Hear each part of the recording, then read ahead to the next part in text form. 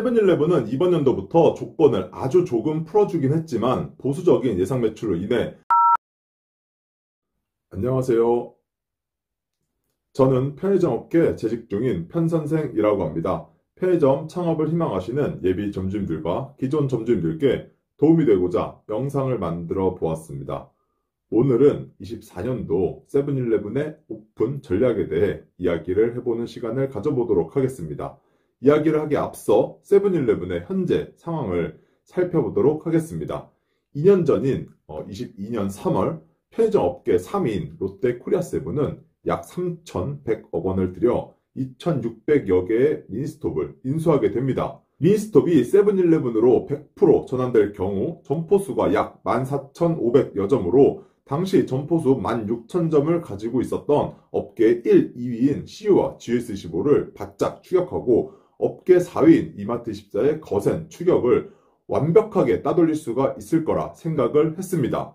하지만 현재까지 결과만 놓고 보았을 때 세븐일레븐의 미니스톱 인수는 대실패로 끝날 거라 예상이 됩니다. 낮은 브랜드 인지도 탓에 조건을 많이 주지 않으면 세븐일레븐으로의 전환을 희망하지 않는 미니스톱 점주님들이 많아 브랜드 전환 시 비용이 너무 많이 들어가게 되는 게 첫 번째 이유이고 점주임자 타입 점주님들의 거부 속에 전환 속도도 더뎌 안 그래도 적자였던 미니스톱을 인수한 2022년부터 세븐일레븐은 적자 늪에서 헤어나오지 못하고 있습니다.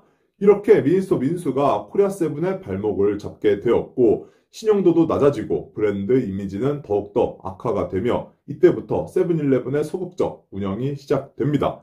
가장 먼저 투자를 할 현금이 부족하여 신규 출전부터 제한하여 개발 조직을 축소하고 신규 팀을 없애버렸고 일시지원금과 추가 배분율 같은 모든 조건을 틀어막아 재계약 시 이전만큼 조건 제시를 하지 못하게 만들었습니다. 공사비나 권리금 같은 초기 자금이 많이 드는 편의점 신규 오픈을 거의 하지 않았으며 저매출 위탁 점포 위주로 폐점을 하며 손익을 개선하려고 노력하였고 그 결과 계속 점포수 순 증가가 되고 있는 타 브랜드들과는 달리 세븐일레븐은 점포수가 2년 동안 계속 줄어들게 되었습니다. 사실상 편의점 업계에서는 세븐일레븐은 끝났다라는 이야기가 나오기도 하였고 점주님들의 타 브랜드 이탈도 가속화되었습니다. 24년 2월 현재까지 미니스톱 전환율은 96%라고 합니다. 3월 말까지는 미니스톱 상표권을 달 수 있는 계약이 되어 있지만 그 이후에는 간판을 내려야 합니다. 그래서 3월 말까지 미니스톱을 무조건 전환하기 위해 노력을 하고 있으나 100% 모두 전환하기는 쉽지 않을 것 같습니다. 상황이 이러하자 반등을 위해 대표이사를 교체하였고 롯데그룹의 지휘하에 본격적인 사업구조 개편 작업에 나서게 됩니다. 가장 먼저 할 일은 글로벌 3대 사모투자 펀드 운용사인 콜버그 크레비스 로버츠와 함께 코리아세븐의 사업구조 개선 작업에 착수하여 19년도에 흡수합병된 현금 입출금기 ATM 사업부의 분리매각을 추진 중에 있다고 합니다. 이런 안 좋은 회사 상황으로 인해 언론에서는 부정적인 기사들로 도배가 되다시피 하였고 브랜드 이미지도 점점 더 나빠지게 되어 세븐일레븐 점포뿐만 아니라 직원들도 타 브랜드, 타 회사로의 이탈도 심해지게 됩니다. 이런 어수선한 상황 속에서 24년도 세븐일레븐의 오픈 전략은 어떻게 될까요? 먼저 작년과 비교를 해보게 되면 작년에는 조건 자체를 막아놔서 정말 신규 오픈을 거의 하지 못하였습니다. 하지만 대표가 바뀌고 미니스톱 합병이 되는 올해 3월 말 시점에는 조금 나아지지 않을까 싶은데 그래서인지 이번 연도는 오픈을 하려고 노력을 하긴 합니다. 오픈 목표는 500점 한 달의 수준입니다. 3년 전 월 100개 이상씩 오픈을 해내던 것보다 절반 이상으로 줄어들긴 하였지만 24년도에는 그래도 하려고는 하고 있으며 정말 좋은 곳들만 오픈을 하려고 합니다. 현금이 부족하여 일시지원금은 많이 못 쏘지만 1,000에서 3천만 원 정도 수준이고 배분율은 그래도 타 브랜드와는 비슷한 수준으로 베팅을 하고 있습니다. 본부임자 타입 오픈은 지향하고 매출이 확실히 나올 만한 점주임자 타입만 하라고 하고 있으며 본사 손익이 날 자리에만 투자를 하려고 합니다. 그럼 세븐일레븐 기준으로 매출이 나올 만한 자리의 예상 매출은 얼마나 될까요? 점주임자 타입 기준으로 140, 50만 원 수준입니다. 요즘 인건비, 공공요금 등 많이 올라 사실 이렇게 나와도 운영이 힘들 것 같긴 한데 회사에서는 예상 매출을 최소 이 정도로 생각을 하고 있다고 알고 계시면 될 것 같습니다. 본부임자 타입은 170, 80만 원 정도로 기준을 잡고 있습니다. 이미 점포수 경쟁은 포기한 듯 보이고 점포 숫자보다는 우량 점포를 개발하여 24년도에는 회사 손익을 우선시하는 방향으로 가닥을 잡았습니다. 개발 담당의 평가 항목, 즉 KPI는 출점 40%, 손익 30%, SMB 30%로 나눠지게 됩니다. 어차피 오픈을 많이 하지 못하기 때문에 다른 항목들은 자세히 들여다볼 필요는 없을 것 같고 30%를 차지하고 있는 SMB가 무엇인지만 잠깐 이야기해 보겠습니다. SMB는 스크럽 앤 빌드의 약자로 손익이 저조한 점포를 폐점하고 인근에 더 나은 입지에 오픈을 하는 걸 의미합니다. 타 브랜드들도 SMB를 상권 최적화 또는 상권 통합이라고도 하는데 포화 상태고 손익을 중요하게 생각하는 지금 이 시점에 모든 편의점 회사들은 이렇게 오픈하는 걸 선호합니다. 세븐일레븐은 KPI에 이 SMB의 비중을 30%나 두어 장려를 하고 있습니다. 예를 들어 적자가 나고 있는 세븐일레븐 점포 인근에 20, 30평 마트가 있는데 세븐일레븐을 폐점시켜 드릴 테니 마트를 편의점으로 전환하실 생각이 있느냐, 또는 10평짜리 세븐일레븐 편의점이 있는데 바로 옆 상가에 30평짜리 상가가 나왔다면 10평짜리 편의점을 30평짜리 상가로 이동하여 오픈하는 방법 등이 있습니다.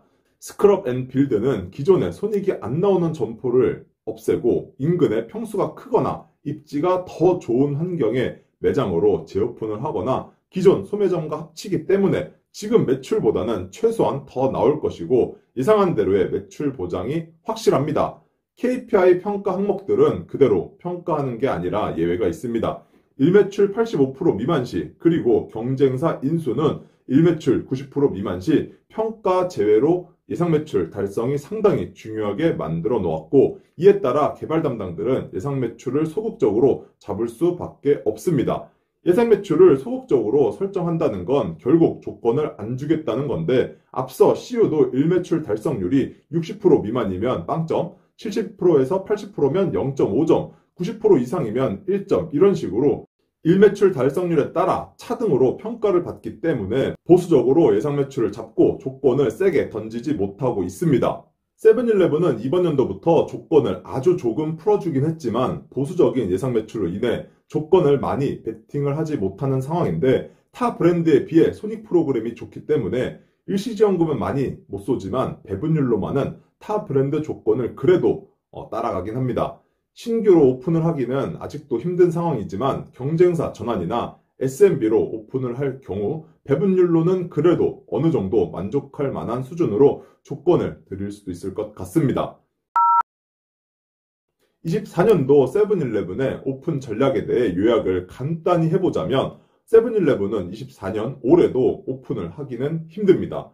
개발 조직이 축소가 되어 작년과 마찬가지로 신규점 오픈은 힘들어질 겁니다.